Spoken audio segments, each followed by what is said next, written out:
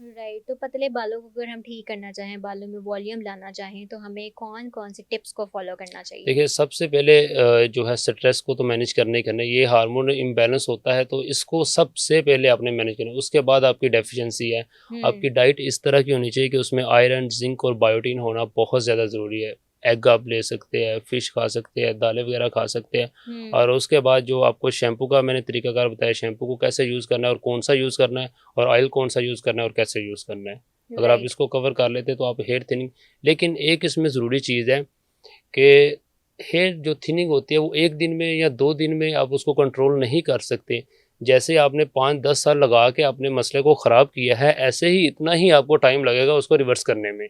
तो ये बहुत ज़्यादा ज़रूरी है। कुछ लोग ये कह रहे होते हैं ना कि यार मैं 2 वीक के लिए करूँगा, 2 मंथ के लिए करूँगा, सब कुछ ठीक हो जाएगा, तो ऐसा पॉसिबल नहीं है। इसी वजह से अक्सर लोग वो कर ही नहीं पाते। वो हुँ, कह रहे थे कि हुँ। यार मुझे इफ़ेक्ट ही नहीं नज़र आ रहा। ये इफ़ेक्ट इतनी जल्दी आपको नज़र ही नहीं आ सकता। ये बड़ा स्लोली प्रोसेस होता है। कम से कम भी आपको अपना लाइफ़स्टाइल अगर चेंज करना है तो 6 से 7 माह लगते हैं, 6 से आपको 7 एक महीने, नोटिसेबल ओके। जो है रिज़ल्ट देखने के लिए। राइट। अच्छा, अक्सर लोगों को देखा जाता है कि वो बहुत ही तपते गर्म पानी से बालों को वॉश करते हैं। तो क्या गर्म पानी से बालों को वॉश करना भी हमारे बालों के लिए नुकसानदेह होता है?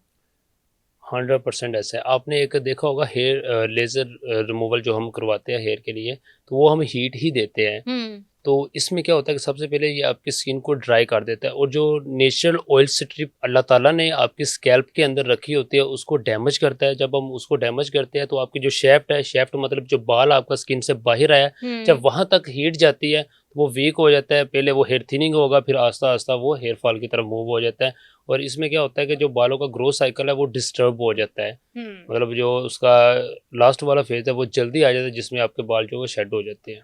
राइट। अच्छा, एक और चीज़ भी मानी जाती है कि गीले बालों में अगर आप कंघी करें तो आपके बाल टूटना शुरू हो जाते हैं। ये एक मिथ है या सच्चाई है? नहीं देखिए, इसमें आपका वही स्टाइल है कि आपने कैसे उसको कोम्ब कर रहे हैं, कैसे उसको कंघी कर रहे हैं। जब हमारे हुँ, बाल गीले होते हैं वो स्ट्रेच ज़्यादा होती है। जब हम उसको थोड़ा-सा ज़ोर से करें वो स्ट्रेचिंग ज़्यादा होती है तो अगेन स्ट्रेचिंग जब होगी तो हमारा बाल नीचे से कमज़ोर हो जाएगा। राइट। अच्छा, डॉक्टर साहब, आप जैसे हेयर ट्रांसप्लांट एक्सपर्ट हैं, तो आपसे मैं यही जानना चाहूँगी कि क्या अगर कोई शख्स हेयर ट्रांसप्लांट करवा लेता है, तो क्या ये लॉन्ग टर्म तक एक सॉल्यूशन होता है, परमानेंट सॉल्यूशन, या उसके बाद भी कॉम्प्लिकेशंस आ सकती हैं?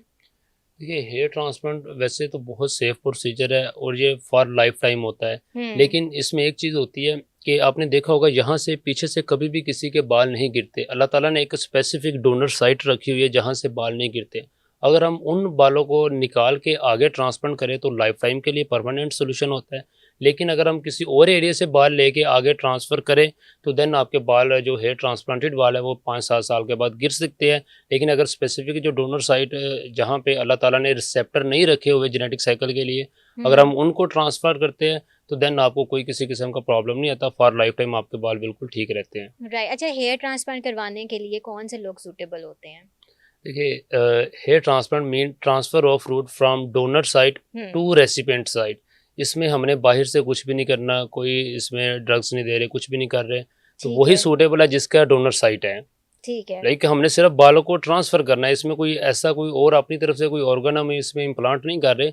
अगर आपके पीछे बाल मौजूद है, पीछे वाले बालों की ग्रोथ बिल्कुल ठीक है, तो देन हम ईज़िली उनको ट्रांसफ़र कर सकते हैं। ठीक। अच्छा, एक और चीज़ आपसे जानना चाहूँगी कि अक्सर देखा जाता है कि हेयर ट्रांसप्लांट में नाकामी का भी सामना लोगों को करना पड़ता है। बहुत सारे केसेस भी हमारे सामने आए हैं, तो उसकी मेन रीज़न क्या होती है?